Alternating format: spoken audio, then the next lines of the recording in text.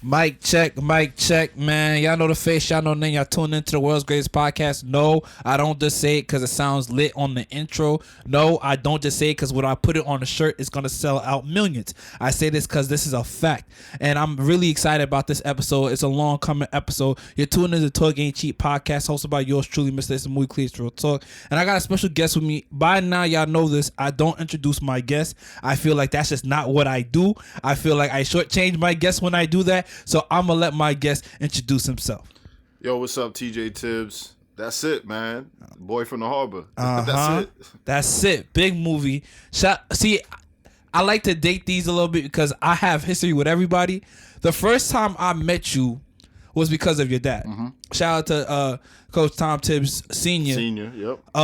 He was my coach at St. Albert's, and you had to coach one of the games. I know where you're going with it. You know what's funny? So you play with Nick Duran, right? And wait, so did you play with Nick Duran and Andre? No, it was when we had a game at CYO and Mount Loretta. Okay. And it MIV, was right? Me, Raheem, Peter Kennedy, Chris Getz. It was a interesting group of young men. You got Trevor Sykes in your grade? Nah, Trevor's older than me. Okay. A year older than you? 1 or 2 years older than me. Okay. Trevor's another one, Bucket. Yeah, man, it's my guy. Bucket. St. Peter's had all the buckets. And they always will. Man. So, you've always been a winner. I mean, winning is perspective, right? I just think that, you play for my dad. So I got that, and I get it 24/7. So I'm lucky with that. But there's a certain type of mentality that, one, my parents breed in you to, you never lose. You never lose. You learn.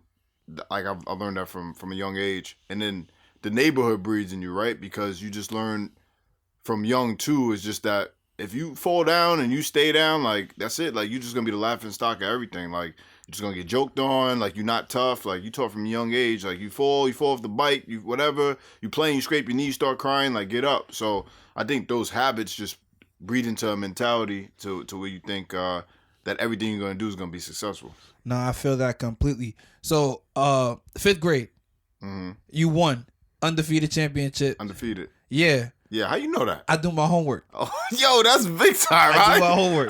Undefeated state champion. Is that the earliest form of you winning, or like? Yeah, I mean, officially, as far as like sports go, I think that was my first championship. So, yeah, I played for St. Rita's. I still got friends from that team, and that was actually the first time I played in the A division because my dad, I was at St. Rock's first, and my dad used to put me up. So I was 1st grade playing with 3rd graders, 2nd grade playing with 4th. And then I was 5th grade. I played St. Rita's A, and man, I still got a lot of friends. And actually, one of my friends got killed the day after my 19th birthday. Somebody that still put every day. I think about him literally every day. So that was a really memorable year. A lot of people don't know that, bro. I do my homework. That's crazy, yeah. But undefeated state champion in CYO. What did you learn from that team, from that group? Like, what are some things that you learned that impacted your growth? Yo, you know what was really big is that we were mixed as far as demographics go. Mm-hmm. I think it was the first time I was around Filipino kids ever. I was never around Filipino kids, and we had 2 of them on the team. We had black kids on the team. We had white kids on the team. And we had Hispanic kids on the team. So we literally were a very mixed group. But, like, even back then, like, this is, I think, 99. Like, I don't even know. But, like, you're not thinking about that. We all meshed really well. And I was the new person in the group. These kids, a lot of them went to school together or played St. Rita's before. It was my first year playing St. Rita's. So, and our coach, who I call my godfather, Glenn Payne, he was a college softball coach, D1 college softball coach. So he ran our practices like... I still remember our practices now. Like, they were like the college practices that I would run now. So much detail, so much expectations. He was tough. He was yelling at us. So I really learned that, like, you can't slack. You can't slip. How to be on time. The big thing he was doing, he taught us we all had to use our left hands. In the 5th grade, you watch 5th graders now, a lot of guys right hand on the left side. And we would be in games blowing people out, and we'd get a fast break. And if you made a right hand layup on the left side, he'd take you out. So I'd be in games taking left-hand layups on the left side and missing, and he'd be over there clapping like, yeah, that's, and I had a left hand early. So that taught me, like, failure, again, there's nothing wrong with that. Like, you got to continue to look ahead and build. It's good to win, and he taught us how to win, how to go about winning. We blew a lot of teams out, how to be respectful, how to carry yourselves like a professional. And there's still a lot of things I learned from today. So, but it was an incredible ride to win every game and to feel untouchable like that. Like, that just adds a type of swagger that I thought I already had. That's how I felt about when I played at 51. So at that time, your dad was my coach at St. Albert's, but I also played at the 51 team. And, you know, that had everybody, like all the Harvard kids, all the West kids. It's 51. You know, you're getting everybody. Facts. And I remember in particular, one day I played, like, you had a scrimmage between the 51 team and the St. Albert's team. Who coached your 51 team? Alex Fasano. Okay. And your dad said something to me that I'll never forget. He's like, why is it that you play to your competition's level? He was like, when you play against all these other kids, it's like okay. But when you play against the kids that you know for 51, why are you going for like 16 points? Right. And that's something I had to try to figure out because it was like, I just bowled. I guess that's something I had to work on, like playing against my competition. I think the game is just mental, like we do with anything. Sometimes, like, our brain is so powerful that we psych ourselves out of things, or we can psych ourselves into things. I just think that you come across people a lot that aren't as good as they say they are, like ball. Like, say, oh, I'm nice, I'm this, I'm that, and they're not. But guess what? They're better than they should be because they think they're really nice. Then you come across guys who are really good, and you look up to them even as a kid, like, yo, this kid my age is nice. He got handle, but he has no confidence. So he's worse than he actually could be because of confidence. So I think that it's about a sense of comfort and it's dynamics when you're growing up. Like, people feel comfortable in different environments. CYO is organized basketball, right? Especially the way my dad runs it. Like, you're not just going out there freestyling. Like, there's gonna be plays. You're gonna, you're gonna be on time. All these things. You're gonna be respectful. And then, like, 51, not that it's not organized, but it's a little bit more neighborhood kids, and you run up and down. It's a little more free. So a lot of people will have the complaints, like, even up to college, like, yeah, my coach don't let me play my game, like, and it's mental. Because everybody can get, if you nice, a coach gonna let you get off. I don't care what the coach run, what he do. If you nice, coaches want to win. There's no coach out there that is trying to lose on purpose. Not any coach that has to worry about actually coaching the team again. So it's all mental, and I think that's the biggest part about life and sports is that you got to learn to psych yourself into things instead of psych yourself out of things. I say all the time, talk to yourself, don't listen to yourself. So if you listen to all your thoughts, you can drive yourself crazy. But if you just start marinating your thoughts and just, you start guiding your mind where it's supposed to go, and then you start believing that stuff, and then you start manifesting it, and then it happens. So where did you get your confidence from? In your game, at least? I don't know, honestly, because I would like to say it's from other people telling me. I've always been a pass-first player, even through my college career. Everything pass first. But I guess the biggest thing I would say is from the work.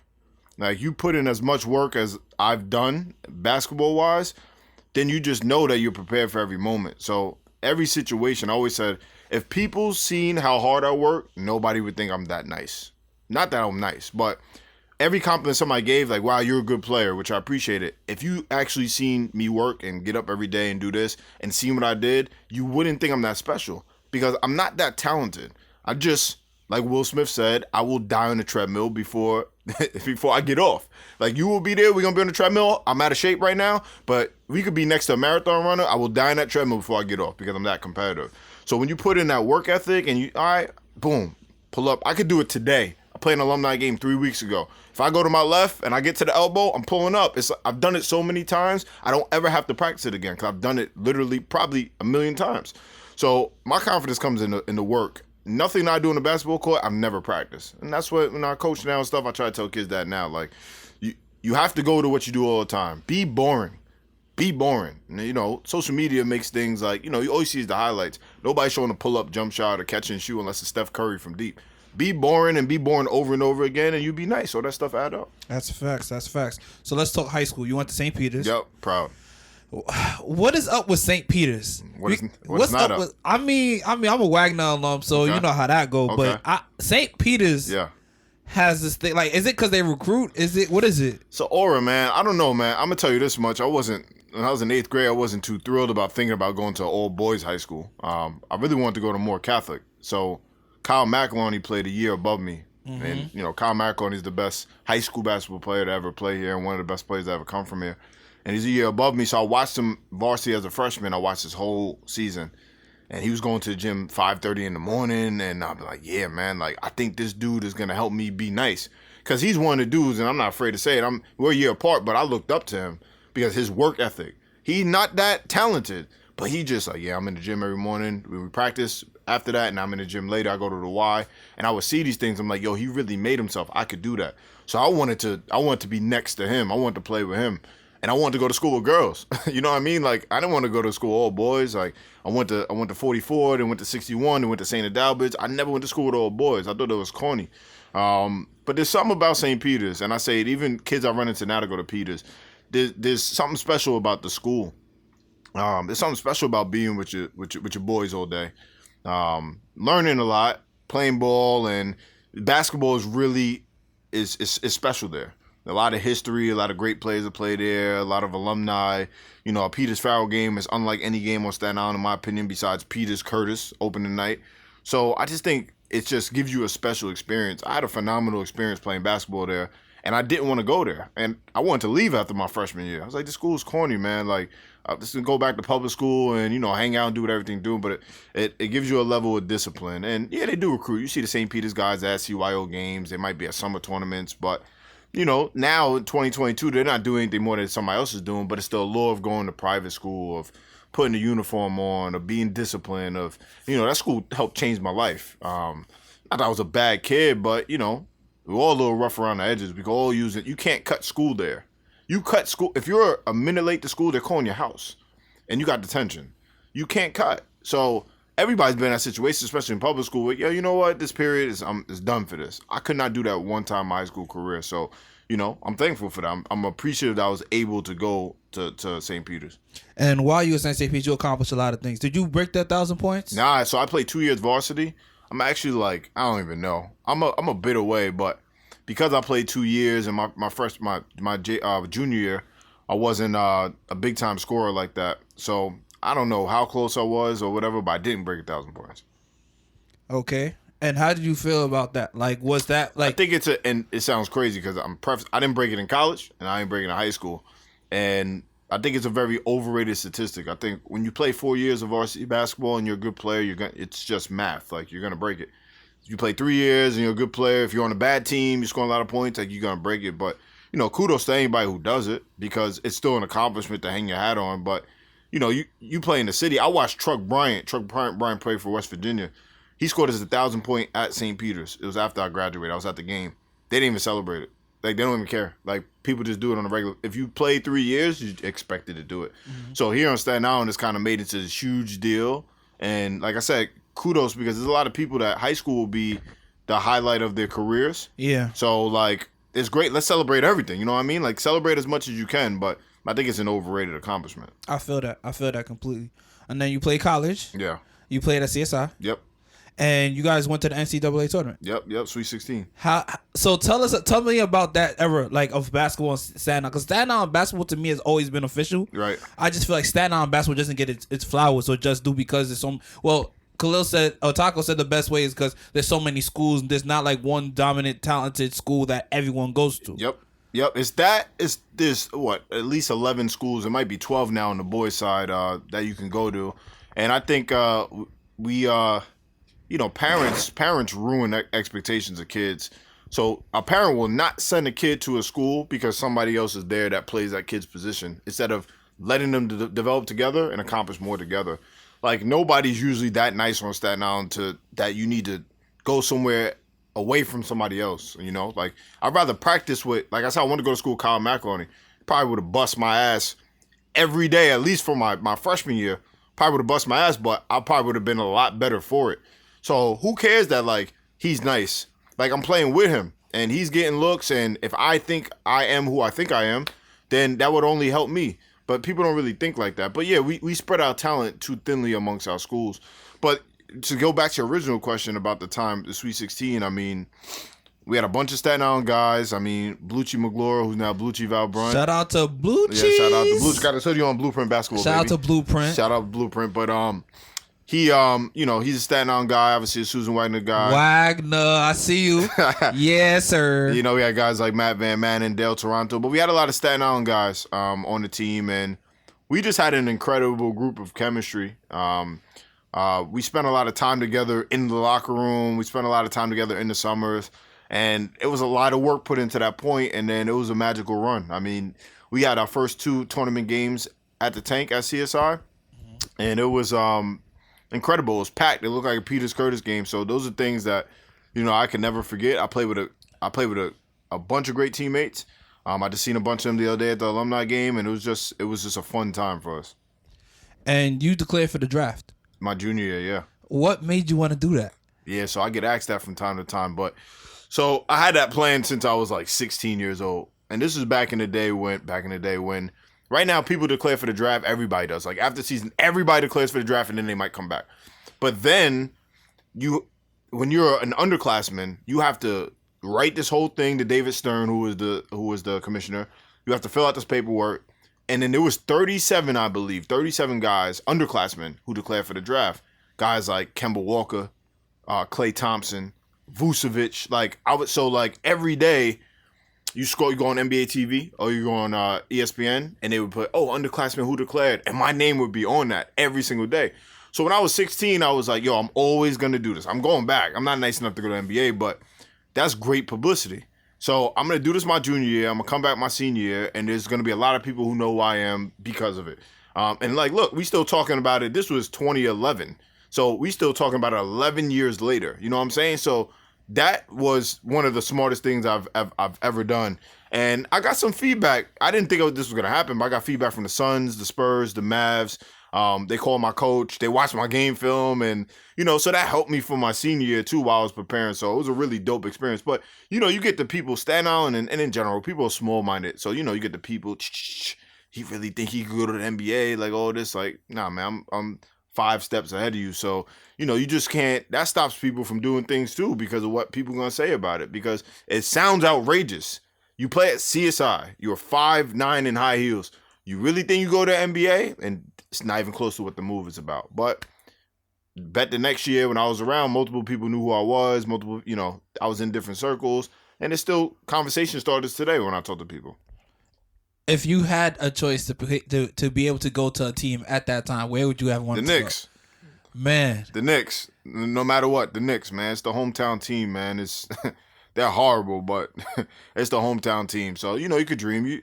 You grow up wanting to go to NBA and stuff, and that was a cool time. Like my coach, I remember him talking to whoever he talked to in the Spurs, and him pulling me in the office and like, yo, this is kind of serious. and I was like, what they say though, And I still have those notes saved in my my iPhone notes. Like I still have the notes.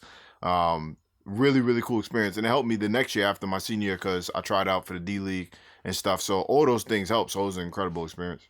Dope. So after you declared, after your college season was over, what did you decide to do next? Or I'm going to get into it basically, like, what made you want to get into coaching? Because a lot of people, once they're done playing basketball, they really don't want to coach. Yeah, because it's not the same type of competition as when you play. So you got to remember, first and foremost, who my dad is. So I've grown up around coaching and riding in the car with different kids and stuff. So, like, coaching is just in my blood.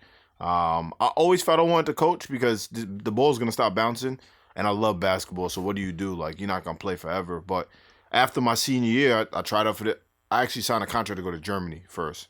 I just started dating my wife, signed a contract to go to Germany, and like a week or 2 weeks before I was supposed to go, I decided I wasn't going to go. Why? Man, it just, to tell the truth, and a lot of people don't say this stuff about overseas, it wasn't a lot of money. It's going to be over there for 8-9 months. It was a low league. I just didn't want to do it. Like, I just did that because it was the next step. Like, sounded like, yo, I'm going overseas. I fell into that trap. But I didn't want to do that. I didn't want to be away from my family out of the country for 9 months. I didn't want to figure out different food. I'm very picky. I didn't, if I was going to play in a higher level, then maybe I would have did that. But I didn't do that. So then I tried out for the D League. I got cut by the Fort Wayne Mad Ants. It was the first thing I ever got cut from my life. So it was a very eye-opening experience. Like, damn, I never, ever, baseball, basketball, football, I never gotten cut from anything.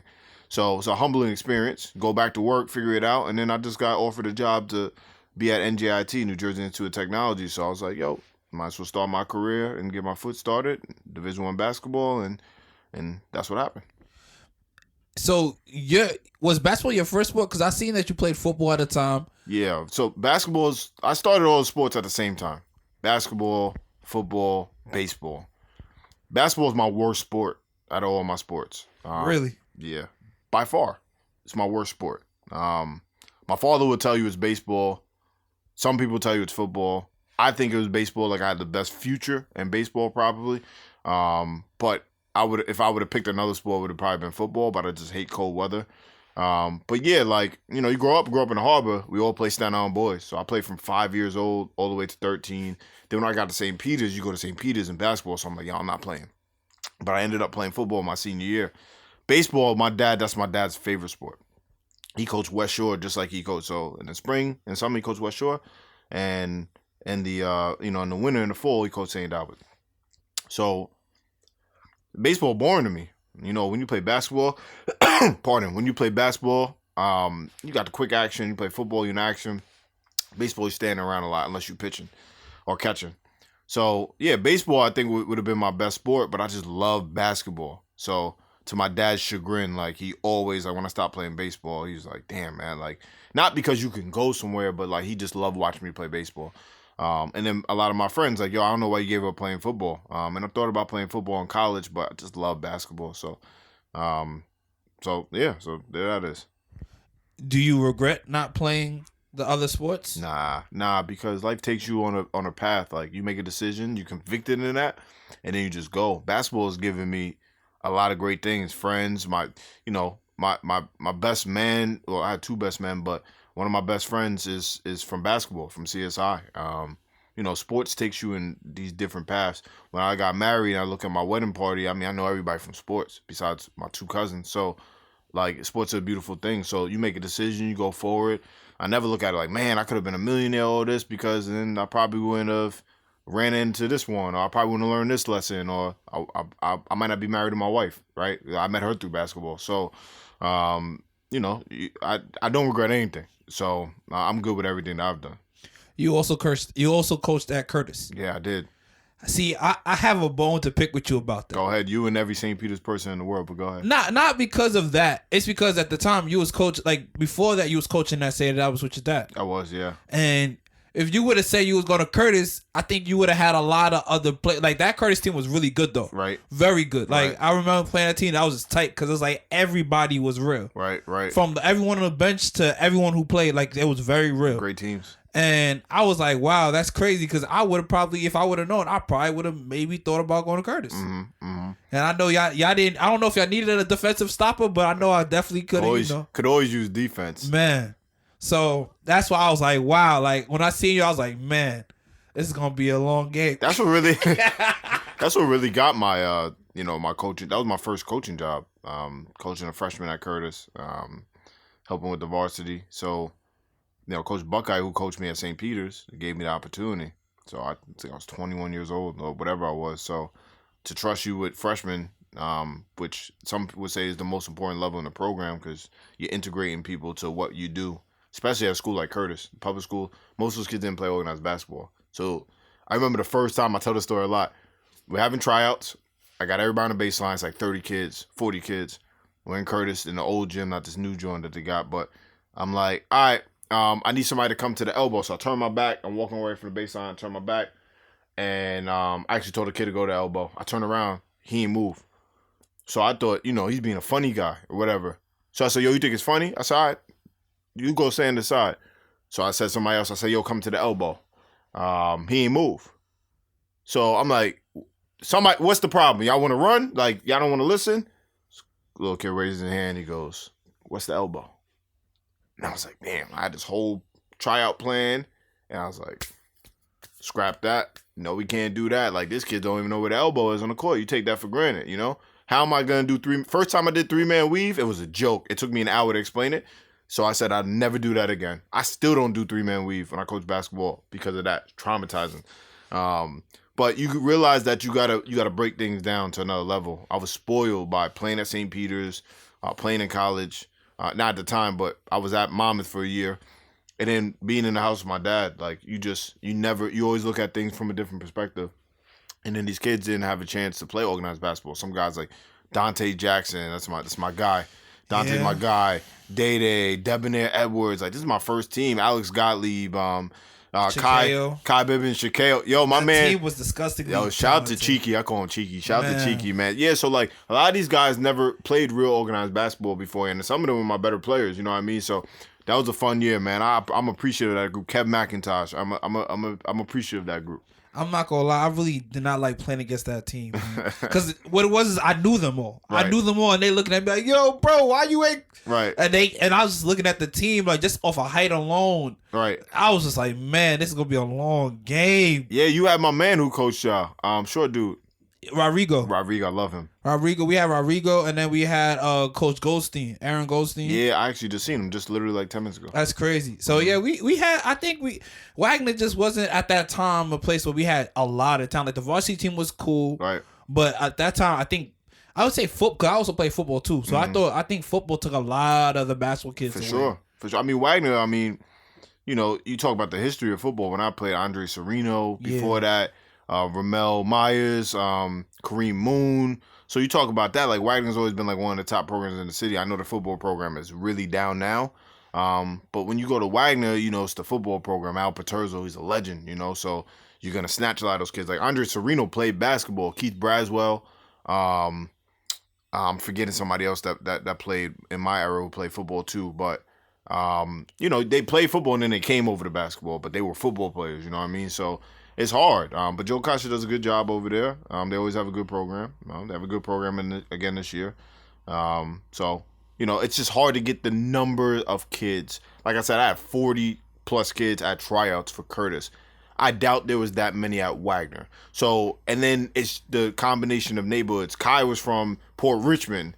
Kevin McIntosh was from, I think, the West or the Harbor. And Dante is from Port Richmond. Debonair from the Harbor. So, Day-Day's from Toad Hill. You got people from all these different neighborhoods going to Curtis. Man, it was just a horrible time to be on any other team on the borough. Yep. I'll just say that.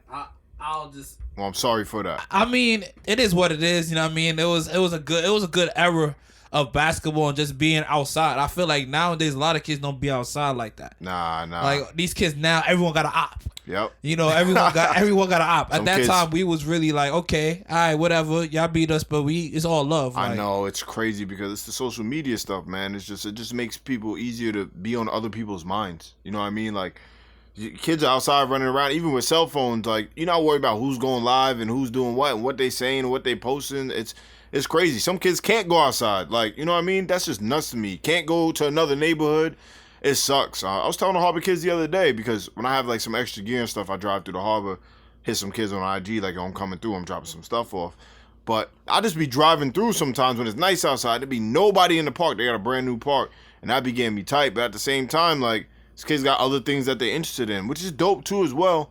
You know, we got a lot of people in the Harbor, like, that's good with tech. I'm like, yo, talk to people about you on the phone and stuff. Talk to people about tech. Like, you don't gotta hoop. You ain't gotta play football. Like, get into tech. Get into being an entrepreneur. Get into engineering. Like, do really good in school and go away to college. Get out of here. Like, this neighborhood is not changing. You know what I mean? Like, come back 10 years from now, most of it's still gonna be the same. You know what I'm saying? So, you know, it's tough. Kids need to be outside more, but you know, hopefully community organizers and stuff like. You know, we could do that and help the kids, you know, start that hunger.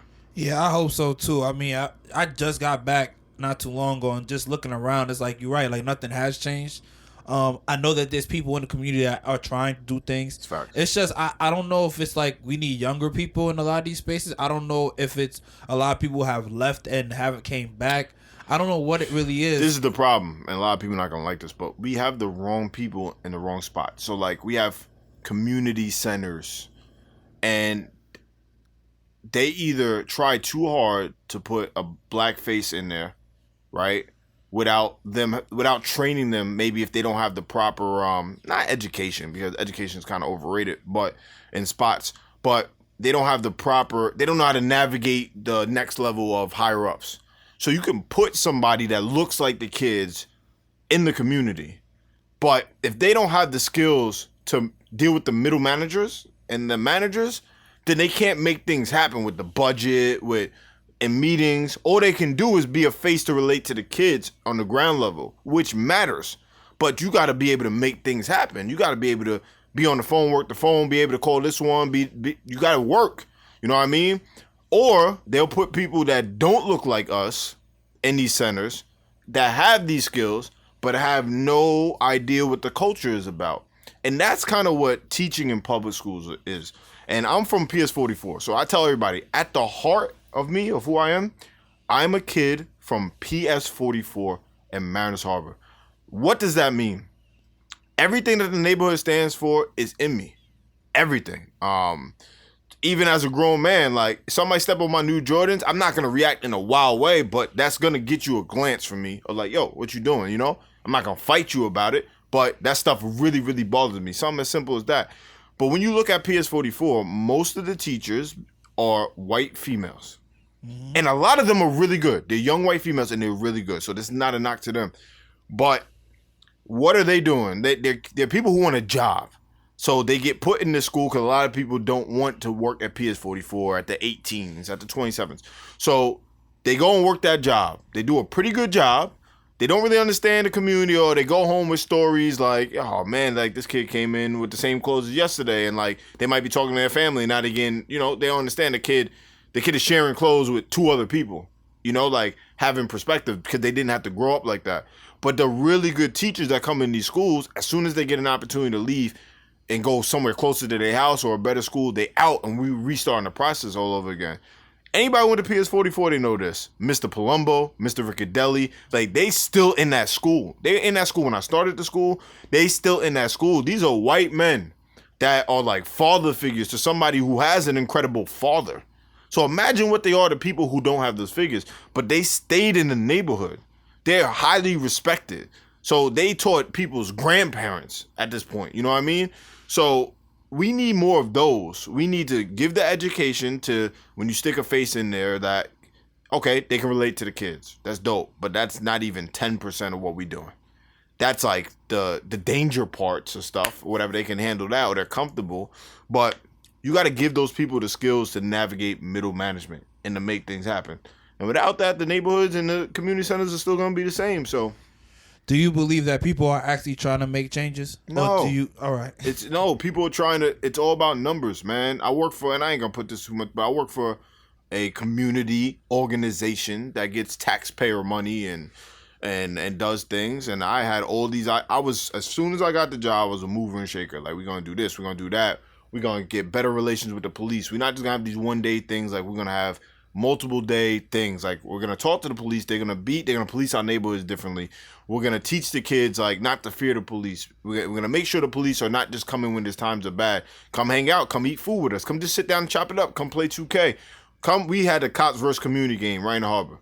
They're like, yo, let's get a gym or somewhere. I said, nah, bump that. We're not doing a gym. We going right in this raggedy court on rocks. If you're from the harbor, you know the court in Roxbury, they're redoing it now, but it's trash. Metal rims, it's slanted, it's cracks, it's trash. But that's our court. Like that, we love that court. You know, it's not the big part, but we love that court. So we had a game there, right? Played them. The next year, you know what we did? We went to the Barclay. We had a game at the Barclay. We played Cops First Community, beat them again. Went to IHOP after. We had the cops' families and our families. We sat down, we broke bread. So still to this day, I run into cops that like, yo, I seen such and such in the harbor. Like, yo, he's in high school now and all that. Like, they know the kids by name. So when they see them, it's not just like brown face with a hoodie, brown face with a jacket with his hands in his pocket. Because we know I teach kids all the time. Like, yo, I'm not saying it's right, but when it's 9 p.m. at nighttime, you walk on the street and it's cold and you got a jacket on with your hands in your pocket. Some people are very fearful of that. I'm not saying it's right, but that's just life. And then cops are trained that, you know, people on edge. You're not allowed to work in where you live.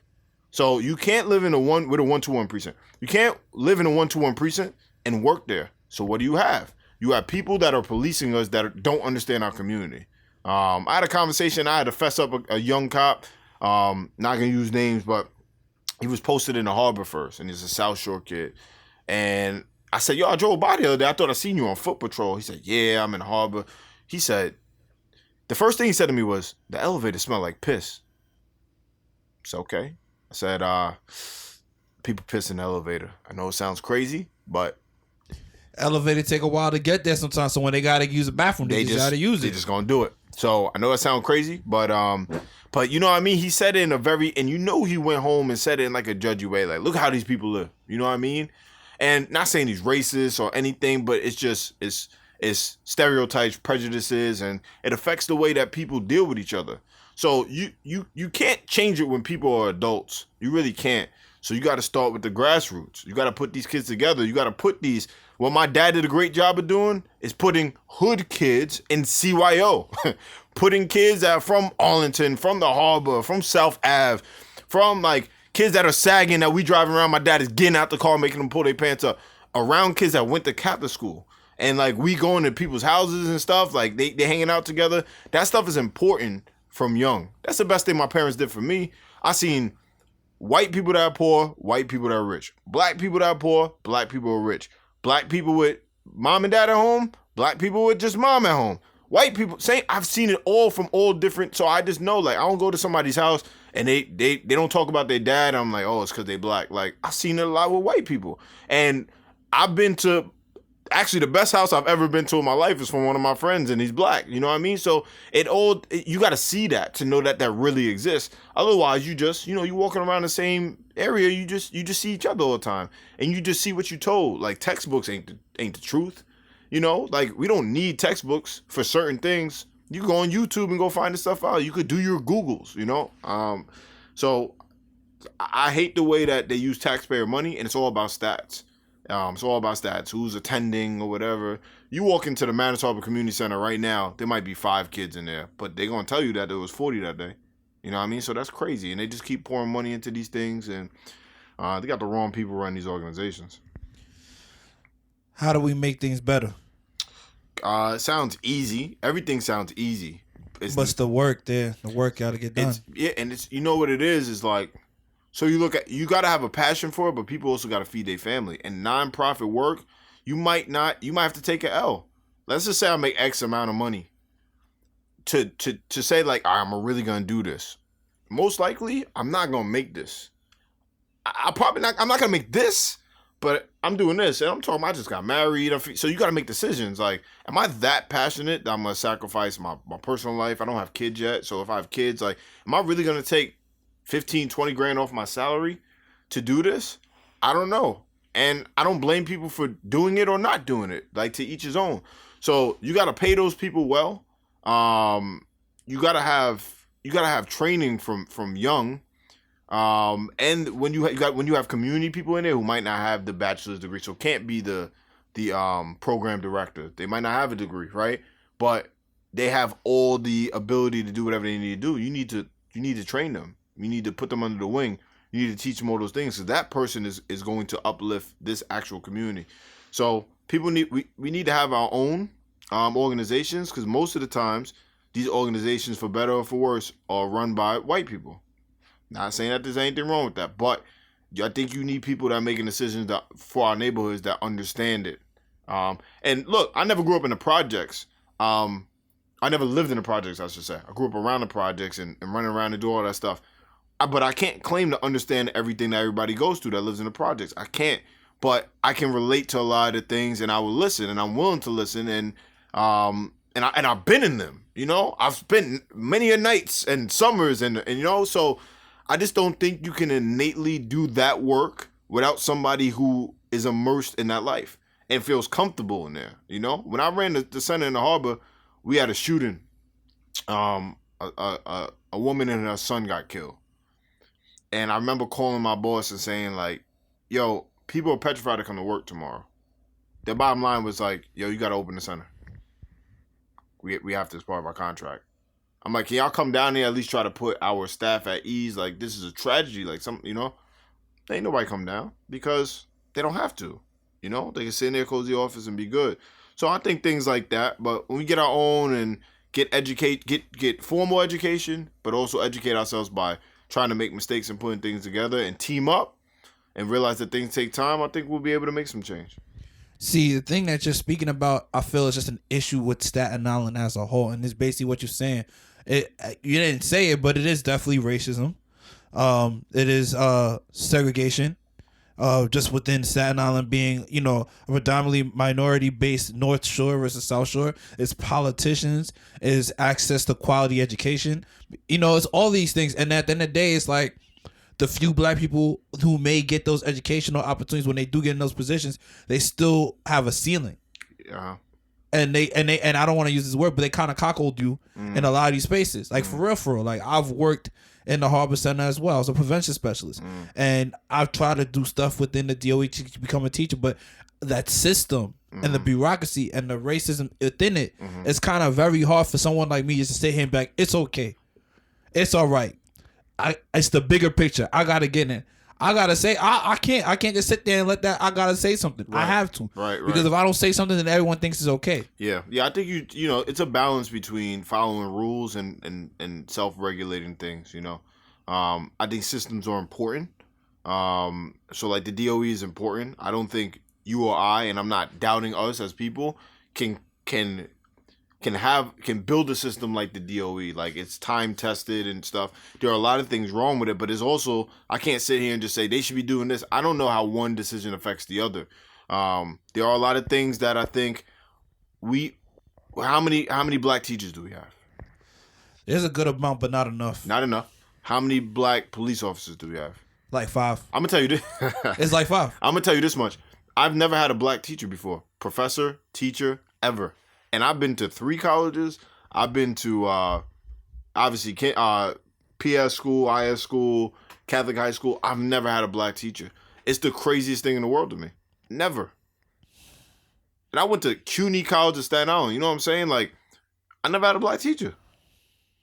So I don't know. Like, it's hard when your authority figures, and I think this hurts our youth with their relationships with white people. Because everybody who's white in their life sometimes are authority figures. Might be coaches, teachers, police officers. And they're all telling you when you're doing something wrong. A lot of people aren't pointing out just like when you're having a good day. So you go to PS44, you walk around and it's a lot of white authority figures. And they're trying to do good work. I don't fault them for that.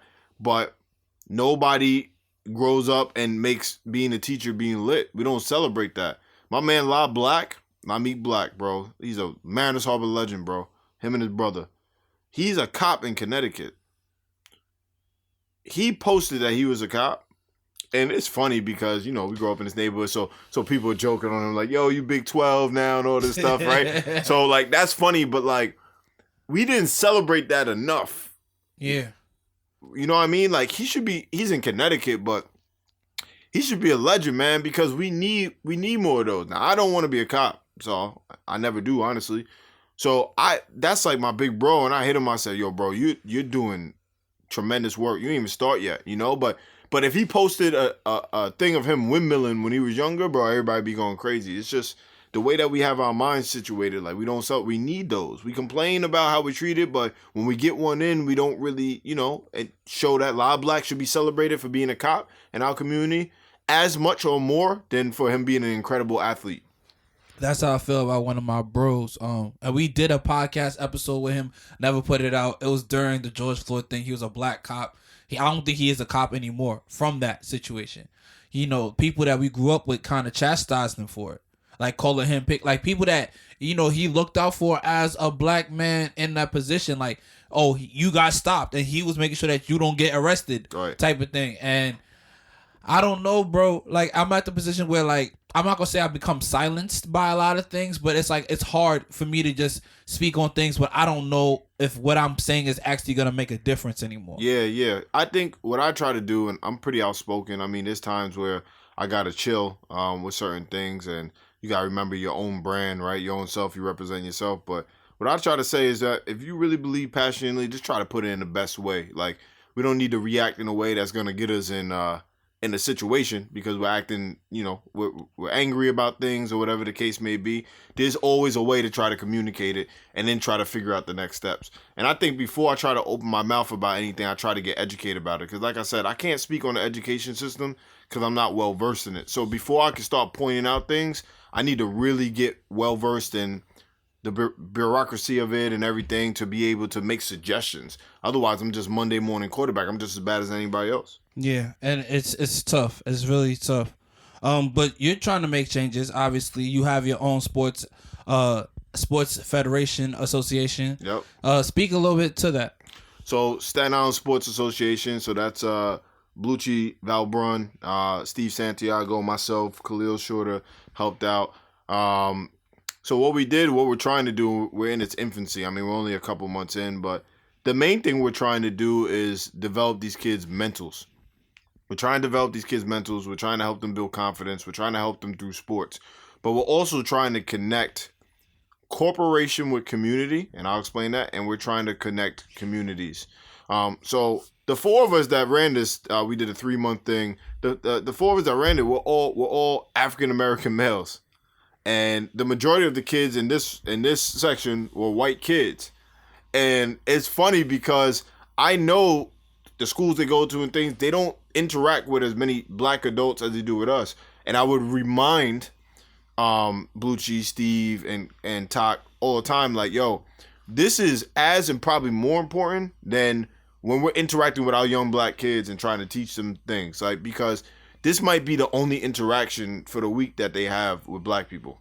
So how they're shaping and how they see black people, they're shaping it through us and through sports. So it's really, really important. And then advancing forward, you want to connect the kids who don't have the opportunities to do things like that and put them in there and scholarship them and put them in things, because things cost money, right? So everything's always going to come at a price. So you want to put them in and put them in a situation where they can interact with these kids and where they can do different type of things and they can learn. We really preach about making mistakes. We want kids to make mistakes every single day. We want kids to understand, like, I'm going to make more mistakes and I'm okay with that.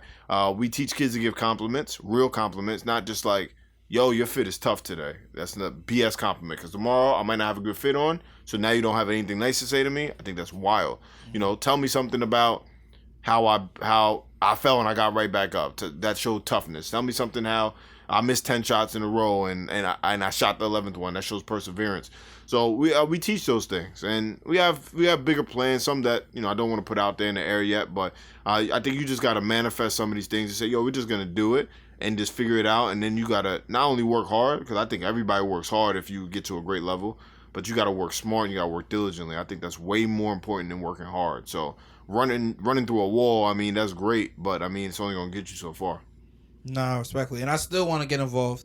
At the time, there was a lot of stuff going on, but I'm still very much interested in getting involved. Always welcome. So let's see. I want to take it. What is it like being an interim dean at CSI? That's big. Yeah, man, I appreciate that. You know what happened when our AD left? You know, he was great. He was really great for us. And he left. You know, he made a decision as best for him and his family. And then they were just trying to figure out who was going to take over. And the way CUNY rules work, it wasn't going to be somebody who was going to get it permanently. I was going to get somebody who's going to get it for a year, and then they were going to reopen the search and figure out who was going to get it. I had no intentions I didn't want any part of it. I had no intentions. But then as things went on and I started having conversations with people, with the people who were making decisions, started to see, hey, this may be advantageous, not only for myself, but potentially for our organization, our department. We're still in the middle of Corona, but we were in the middle of, you know, coronavirus stuff, trying to start up sports. And I just wanted to be the person that was accountable for everything, whether we did something right or did something wrong. So I was offered the job. I was actually just got back from my honeymoon. So it was a whirlwind. Got married, went on my honeymoon, landed, got the call when I'm in customs, basically. Had to call him back, accept the job, and been doing it for the past 10 months. So, I mean, it's great. I mean, I can't coach, so this year I'm not coaching. So that's a little tough, but just trying to every day to serve the student athletes. And I've learned a lot about myself, a lot. I've learned that I can mask character traits that I have, personality traits that I think are very important to me, but I've learned that I can put them to the side. Maybe sometimes not to my betterment, maybe to my detriment, but overall I can put it aside for the greater good of something else. Because I'm very temperamental, I'm very outspoken, and I've kind of quashed some of that just to keep moving forward. And so I learned a lot. So this year has taught me a lot. I can always do a better job, and I think I've done an all right job. I think my staff has done an incredible job. Any success that you see that we have is because of them. So we work really hard. I think we argue a lot. We try to get things right, And the main thing is that we're trying to do the best thing for the kids because this is their experience. I remember my college experience. You remember yours. So we're feeding into a lifelong experience for this. So we got to get everything right as much as we can. Most definitely, most definitely. Where do you see the program going in the next 5 years? Man, to tell you the honest truth without getting into too many details, I just think that, as now a Division II program, I think we could be one of the better Division II programs in the region. So there's three conferences in the region: the NE10, the CACC, and the ECC, which we're in. So it's about 30 programs, give or take, maybe more. And I think we could be one of the better programs in the region. I think we can. We're reaching out. We have kids. We have international kids. We have kids from the West Coast. We have multiple kids from California. We got kids from Texas. We got kids. We got kids from different parts in the country, which is awesome. So I think continuing to extend our footprint, which builds on our brand, we're always going to be a core of Staten Island kids or city kids. You know what I mean? We're getting kids from upstate, from Buffalo, from Rochester, from all those areas. So I just think that we can just continue to grow. There's a lot of things that we have to get in order and in place, but I'm hopeful for the next 5 years that we'll have a pretty good program.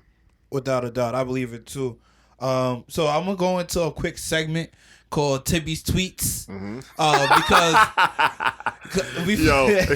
this is but we should call. Let's talk about your podcast. You do have a podcast. Yeah. It's called. Was it Run the Tibby? Run the Tibby. Run the Tibby. Podcast, So talk about it. What's that about? Started in quarantine, man. Just being bored as hell. Quarantine. Shout out to my man Steve Diaz. He's actually in quarantine right now, and shout out to Harry Hazen. We were just talking about ball a lot, just getting on the phone talking, and just like, yo, let's just do a podcast. Like, we bored in the house and in the house bored. So just talking about basketball trainers and different stuff, and putting out weekly episodes and different things, and had a lot of fun doing it. Now what happened was we stopped it because I got the AD job, and it's my fault because time just got crazy. We got back into going into the office every day, got the AD job. It was really hard to get it going. We talk about it now and again. We want to get it going again, but just a lot of fun. I just think that being creative in any way is just good for the soul, like working out, thinking, laughing, and that's what that provided me. Just a place to be honest, just to interact with people, because we would have a lot of great basketball conversations on social media. Like every now and then on Instagram, I'll put something up just to provoke thought and then just talk to people. And I think, that's how I use social media. I barely really post anything that's going to get likes, but just to provoke thought or just to connect with people to see, oh, yo, there's something I don't know. Like, I want to learn about stuff. So, yeah, man, I love the podcast. I just hope we can get back to it soon. And I like it, too. It's really dope, especially from, like, a X and O's perspective and coaching perspective. Like, I love the game of ball. I think I'm really great at defense. I think I'm really, like, as a student of the game. But, there's things that I don't know. So the fact that you guys really talk about this and actually were able to, like, play in a higher level and go to that next level, I think it's really dope. Appreciate that, bro. Most definitely. But let's go to these Tibby tweets, man. You said early crowning has destroyed the trajectory of our youth development. What does that mean? We always looking for who's next, and we always try and tell kids that they're next. Like, this kid's going to be so good, like, especially when kids have older brothers. I feel bad for, like, kids who have, like, older brothers who are really nice, and they play in the same sport or they go to the same school, and everybody expects for them to be as good as their brother or do the things same as their brother or sisters or sibling. I think that's tough. Look how many, you look at guys like Mikey Williams in basketball, like, you've been hearing about him for years, and he's this, he's that. And it's tough because he can't go somewhere and fail because it's going to be all over the place. So I don't know him. So I could be wrong. I hope I'm wrong. But that could be a kid that goes out to a situation and is afraid to fail publicly because he's in such a spotlight. But where you want to balance giving kids confidence, real confidence through preparation. But, I hate the fact that we tell kids that, you're going to be nice. Do we tell 4th and 5th grade kids, like, that are really good at basketball or sports, like, they're going to be it, and don't know their mental makeup, don't know how they're going to grow, whatever. And then when a kid is, like, a good player, but not what they think they're a failure. So that has killed our youth and it stops other kids from trying, too, because they're not it in 5th grade, so they want to go do something else because nobody's talking about them. Meanwhile, The best 8th grader is hardly the best 12th grader. The best 5th grader is hardly the best 8th grader. It hardly works that way. So you got to give kids a chance to grow and develop, and we don't do that with the crowning. I agree. I definitely agree. You said loyalty is both underrated and overrated. All depends on your approach and how you play it before it plays you. I'm big on loyalty, but it's a double-edged sword. It could kill you. You know, if I believe you could be too loyal. I think you could be blindly loyal. I can count on one hand who I'm ultimately loyal to. Like by all means and no questions asked. But there's this perception of what loyalty actually is. Like, yo, bro, I got $5 and you need it. I give you $5. Like, cool. That's great. That you would give the shirt off your back, but that doesn't necessarily make you loyal. And I think sometimes with expecting a sense of loyalty or, a bit of loyalty from people is what sets you up. And thinking that people should be loyal. I don't think loyalty is an earned trait. Like, you're not born with it. You don't have it with everybody. Like, I can't say I'm loyal to you. You know what I mean? Like, that would be a crazy statement. I would help you with a lot of different things. Is there a limit to it? Yeah, there is. Like, you know what I mean? Like, and that goes for a lot of people. But there are some people that are no limits. There are people that call me 3 o'clock in the morning and say, yo, I need a place to sleep. And I will come downstairs and open the door and they can sleep. But there are a lot of people that would ask me that and I would say no. You know what I mean? So, like, that I'm cool with. But I have limits with that.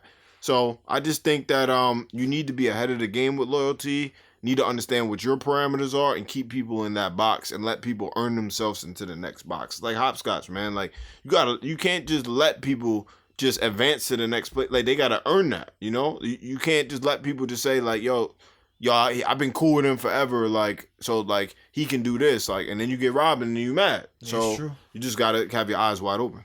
I like this. I mean, I'm glad you're enjoying, bro. This is what Talk Ain't Cheap is about, man. It's a great platform. We working. So you referenced an article. It said the hardest thing about coaching is recruiting and scheduling, mainly because people won't be honest with you and tell you the truth. And he said this is great insight in this article to something that is hurting the purity of basketball. How is it hurting the purity? Man, college is about recruiting. If you don't recruit, you're not gonna win. You need players to win. Like, I don't care how good of a coach you are. John Calipari, right, is one of the best recruiters in the game. Mike Krzyzewski, you could go on and on, but if you don't have players, it doesn't matter what you're running, you're not going to be able to win games. But so I was a Division III head coach, and when I became a Division II head coach, people were like, yeah, it's going to be so much easier to recruit. You got scholarships, you're Division II, and it's the opposite, because when you're Division III and you're recruiting kids who are Division III players, they think they're D2 and D1 players. When now you're Division II and you're recruiting kids who are D2, maybe even D3 players, they think they're D1 players. And then you got people sending you, when you're Division III, you got people sending you kids that can't even play. And you're asking them about the kids that fit your program, and that, nah, man, this kid's higher level than you, or this and that. It's a big cycle. People think in recruiting, families, they tell you they want this, they want good education, they want a relationship with their coach, they want opportunities to play, they want the major, whatever. And they don't. Everybody wants the same thing, and I don't blame them, but how they navigate it hurts the game. Like, they all want to go to the highest level possible, regardless of their relationships with coaches. At least in boys basketball, like, every kid thinks they're going to the league or overseas, like every single kid. They do. And I don't shoot down nobody's dreams, but when you watch people work, and I'm like, did you really tell me that you can go overseas? Do you even know what that means? Like, do you know anybody who's going overseas? So, and then when you schedule, so like recruiting is so hard because you can do all the right things and people tell you things, and I'm going to make a decision by December 15th. And then here it is, January 7th or whatever, and they still haven't made a decision because they haven't found, they're afraid they're going to miss out on something instead of taking the place that loves them. And then with scheduling, it's an art. Good teams want to play bad teams. Not every good team wants to play another good team, but they want to play bad teams. So right now, college set-down men's basketball programs proceed to be bad. And I put air quotes. Every team wants to play us. Every team is calling because they think they're going to win, so they want to play you. But when we become a formidable team and a team that, I'll call those same people back and they'll be like, nah. So I'm somebody as a coach will play anybody anywhere. It's got to make sense with our budget and everything, but I'll play anybody. It doesn't matter. But people are like, yeah, I don't have this date and whatever because they don't want to play you. I wish you could just call people and be like, yo, you trying to play? And they're like, nah, I'm not trying to play you. You don't need to give me a reason, an excuse. I'm not going to feel no different. We just move on. You know what I mean? A lot of politics. Yeah, it's a part, like I said before, it's about navigating that part of the game. Like, coaching in college is not just about coaching the practices, and it's about all this stuff. Making a schedule could be really easy or really hard. For me, it's really easy because everybody wants to play us right now, and because I'll play anybody. But it can be really hard, like for a team in Division One, like who's a good team, like Loyola Chicago right now. Drew Valentine is their coach, great young coach. A lot of high major D1s that don't want to play him, so it's hard for them to find games. It's hard for them to get at-large bids. It's whack because we don't get the best teams in the tournament. I go on and on about that, but yeah, both of them go hand in hand. People just aren't honest and straight up with you. Man, I got one right here. So you said, this one I like. It's from the Clemson coach. Okay. And he said, it's chaos right now, tampering galore, adults manipulating young men, education is like the last thing right now. And then you said, he's not wrong, but the business of college sports has always benefited adults, and there hasn't been any outrage about that. Mm-hmm. Both aspects need to be regulated better, but for now, let these kids eat. Let them eat. High-level college sports have hardly ever been about education. So do you believe that kids should get paid to play in college sports? Okay, so this is a multi-layered combo. I like the NIL stuff because what it does is give kids who have not necessarily the best talent, but usually is that, but have marketed themselves. It gives them a chance to have endorsements, which I think you should always be able to have. So I like the NIL stuff. I don't think they should be paid to play college sports. So, and here's why. I'm coming from this perspective of you get a full scholarship to go to a school. Even if you could be a low major D1, you have a lot of resources that other students don't have. You're able to use those resources. Sometimes those resources are pressed upon you. If you're in Alabama football, you are graduating. I don't care what your intellect level is. You're going to graduate. You're going to get a degree. You're going to graduate and have no loans. You're actually going to get paid because they give you cost of attendance. So my nephew's going to Temple, right? We move in tomorrow. So he gets $1,250 because he's a football player a semester. That's on top of he gets Pell Grant. So because he's a full scholarship athlete, he gets that to his pocket. So Pell Grant is one thing. It's about his family background, right? But cost of attendance is everybody on the team gets a check. So when I was in college, if somebody gave me $1,200, I would have loved it for no reason. They don't got to pay it back. I mean, I don't know what I would have spent it on. I don't know if I would have saved it and invested. That's a whole different story. I might have just spent it on McDonald's, but I would have loved that. I have student loans that I'm still paying off. And that's my own thing. I got student loans that I'm still paying off. So every dollar that I make in my job, I gotta pay some of that back to my student loans. And now I think investing in myself and my education was an important thing. So I'm not mad about that. But not having student loans means I would have a lot more money in my pocket. And I think that's a huge advantage. You get fed all the time. You get all these clothes. You get experiences. It's still like an experience that it's unlike a regular student experience. So I don't want to take away from the purity of that. But you got to understand, especially in college football, these adults are getting paid $8 million, $9 million to coach. What are we complaining about kids making money for? Because every decision is made about money. You don't, like, coaches are getting fired and graduating all their kids. So let's not pretend it's about education. It's not. It's about what you putting out, the product you putting out on Saturdays if you're a college football coach. So it's not about education. Coach K has graduated a lot of guys, but if they weren't winning Final Fours and if they weren't, going to Final Fours, winning national championships, he wouldn't be Coach K. We glorify winning, which is fine. But he doesn't get paid $9 million a year to graduate kids. He gets paid to carry the Duke brand and win basketball games and take them across the country and all this stuff. So I don't want to hear it. Let's be real. Like, if I'm in a situation, I get paid, not necessarily off the backs because the level I'm at, but I get paid from college athletics. Am I really going to be mad because one of my basketball players is savvy with TikTok and is getting paid $20,000? For why? I don't understand. Like, I just don't get it. Like, people are so far removed. And people are afraid of change because it takes away your power instead of just adapting. You gotta just adapt, but people are afraid because, hey, this system has gotten me here, and now I gotta worry about this, and I gotta worry about that. Well, if you nice as you think you are, then adapt and figure it out. That's what Steve Jobs did. You know what I'm saying? Just adapt and figure it out. And then, If you're not, then your time is up, baby. Like, the world's going to keep advancing with or without you. That's just how it works. Last tweet. Deion Sanders gets the high school football recruit while Master P son leaves Tennessee State. HBCUs aren't for everyone. You say great outlook. Why is that? You know, you talk to an HBCU alum. You know, I went to University of Buffalo. I went to Grambling State. Shout out to G. Shout out to them, yep. So why did you feel that's a great outlook? Because you have to be built a certain way to go to a HBCU. You can't just be black. And in the sports world, you got to understand that HBCU sports have a unique brand. The bands, the energy, it's amazing. When I coached NJIT, we played North Carolina Central, North Carolina A&T. Still some of the most fun games I've ever coached in. But their athletic departments are very poor. That's true. That's just a fact. Grambling is the poorest athletic department in the country, or at least one of the poorest. So what do their football and basketball teams have to do? They start their seasons 0 whatever because, Grambling's playing Duke. Grambling's playing UConn. Grambling's playing USC. They travel around the country. Why? Because these schools are paying them to fund their athletic department. So, like, those kids on the team are like, yo, this is dope. I'm playing them. You're getting crunched the majority of the time. And that check, that $60,000 check in football, that $300,000 check that you're going to play Alabama and getting punched, that stuff is going to fund the athletic department. So when you talk about the business of sports, you got to understand, I'm all for aligning with the HBCUs and uplifting that. I love that.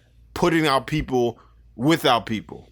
But we have to put resources into that. We're never going to be PWIs, right? Private white institutions, because it's such a far head start. And because we talked about this, the way that things are set up. But if we're going to do it, we got to do it. So when we get these guys like Master P's son, I think he had a deal. They said he was getting $1 million. I'm like, yo, first of all respect to him. He's not even like that as a basketball player. I'm not checking for him. I don't know what he's selling besides he's Master P's son. Second of all, the program that he's going to is not in, you don't see them. Like, they're not branded well, you know? They're not even branded well in the HBCU community. So you got to understand when you make those decisions to go there. And sometimes, like, people go there because they think they want a certain type of experience. But you also got to understand, and I've never been to HBCU, so I could be completely wrong. You got to understand this power and doing it with us and learning us and history that I don't even know and things. But when we get out into the real world, unfortunately, right now, as it stands, 2022, January 7th, most entities are run by old white men. So if you don't understand how to navigate those circles, or we don't have the power to make our own to navigate, whatever our own. Me and you can start a business and we could both be millionaires and that's our own. Just me and you just eat off that. You know what I'm saying? But if we don't have the power to be able to do that, we have to learn how to interact with people that we're going to be complaining about all the time because we're not skilled enough we're not skilled, but we haven't had enough experience speaking with them. Or they have their stereotypes and prejudices and we have them and we never able to come to a middle ground. I agree. And it's tough. Like, being black in America is some shit. Excuse my language, but but it is. Last question. NBA basketball. NBA talk. Who do you see winning the championship? Is it too early to make that distinction? What do you like? What don't you like? I love the skill in the game, man. There's so many skilled players, man. I love that Giannis is finally getting his due because he's an incredible basketball player. When we talk about defense, we usually talk about guys that are strapping up, like on the ball that we're watching. Like, yo, Kobe's a great defender, MJ's a great defender, or like big men that are blocking shots. But Giannis affects things sometimes without even doing anything because he's just hovering around the area. He, like people said last year when they were playing, KD was going off, and they're like, yo, why is Giannis not covering him? He's the defensive player of the year because it doesn't fit their scheme. It's not to, he will cover him at times, but it's not to their advantage for Giannis to be guarding KD because then he's not roaming around, rim protecting, and doing all these other things. So I'm glad Giannis is getting his due. The 3-point shooting, man, I mean, it is what it is. It's kind of part of the game now. I don't know if you seen the other day, Emmanuel quickly he didn't have a layup, but he was in the paint and literally just sprinted backwards to shoot a three. Like, some of that stuff is crazy. Analytics is helping the game, but it hurts the game as well if you don't understand them fully. I like that the mid-range is coming back. The Suns show that. Chris Paul and his influence on Devin Booker, and you got guys that I forget who I was reading an article the other day that's doing really well in the mid-range. KD definitely is. He's shooting high 60s in the mid-range, but it was somebody else. DeMar DeRozan? DeRozan is too as well. It's the Bulls in general. The Bulls are taking great shots from three. They're last in the league in threes attempted, but their percentage is great. They're taking great threes, and they're scoring from three levels. Incredible basketball team. So as far as who's going to win it, I mean, you got to put the Warriors up there. They're just a different entity when they're clicking, and they don't have Clay back yet, which is going to be dangerous. All Wiseman, right? And they need a big, like a real dominant big. I love Kuminga, man. He was a former New York Jayhawk. I was coaching Kuminga when he first got here. He was a Jayhawk. He played with this Andre Corbello, who's a point guard at Illinois, Zed Key, who plays at Ohio State, like guys like that. I remember when he first got here, quiet kid, good kid. So I root for him. But it's hard to tell, especially, the X factor is Kyrie. So he played yesterday. Yesterday it was. I sat and watched 2 days ago. 2 days ago, Indiana. He played 2 days ago, and he's a special talent, and he obviously helps that team a lot. But fourth quarter, he's just different. He's different, but he's not gonna be able to play home games as it stands right now, and I think that's not gonna change, especially with the booster stuff coming up, and all that. So what happens with that? Because you have a game 7 and the Nets are at home. Now you're missing a big part of your team. So do the Nets kind of get the number 2 seed, the number 3 seed, so they can play more games on the road? The NBA basketball players, they'll figure it out. Mm-hmm. So it's going to be interesting. It's fun. Basketball is fun. I like the way the game is going. I try to watch. I sit in my office like 30 minutes a day. I have this thing called Synergy, so I can watch every missed shot, made basket of the game. So I just go through real quick different games and watch and see different trends. So I like where the game is going. Most definitely. Trying to think, do I really have anything else to really ask? What is being married like? Is it lit? Is it fun? Is it not lit? Yo, married life, when you have I can just speak what it's like to be married to Christiana Tibbs, but married life, and I was telling you before we got on there, it's amazing, but it's a lot of work, and usually certain words have certain connotations. So when you say stubborn, what do you think? It's something negative. Negative. When you say selfish, what do you think? Something negative. When you think work, what do you think? Definitely negative. Okay. So you got to preface it by saying that. And actually this year, I don't do New Year's resolutions, but this year I said I want to be more selfish. I want to think about myself more, which is I don't think I do enough. I think sometimes being too selfless will hurt you. Like I talked about loyalty. So being married, and what I learned, especially because, you come off your honeymoon, everything's great and everything's still great, but you got to realize that you got to put in actual work every single day, because you can't mindlessly, and we all do it with whoever we live with, you can't mindlessly just come home and just fall into routine. True. Because, my wife has a day that she's ready to talk about. She has different emotions she went through during the day. And, I did too. So there's a lot of times that I want to come home, I want to eat, and I want to, depending, I usually get home later than her almost all the time. I usually am ready for bed, so I want to shower and just be in my bed. Even if I'm watching TV, I want to be in my bed because I'm ready to go to bed. My wife is a big couch person. She comes home, she's on the couch. She's always on the couch. When I'm walking up the stairs, she's on the couch. And then what I realized lately, and this is just some inside marriage stuff, what I realized lately is that, she just wants me to lay on the couch, not with her, on the other couch. We don't even got to be talking to each other. But the fact that we're there, she could talk to me, or she could, look at this thing I just seen on my phone, or we're watching the game together because she's a big basketball fan. She likes that, but I would just come home. We eat together. That's a major rule in my house. So I was telling you before, you got to make every decision together. And that's I don't make a decision where to eat. And my wife is vegetarian, so I got to know what we are eating. And that is a 30-minute conversation at least with my wife. What are we eating? I don't know. Anybody's got a woman that, that they don't make no decisions. I'm going to give you a pro tip too before I get into this. I'm going to give you a pro tip.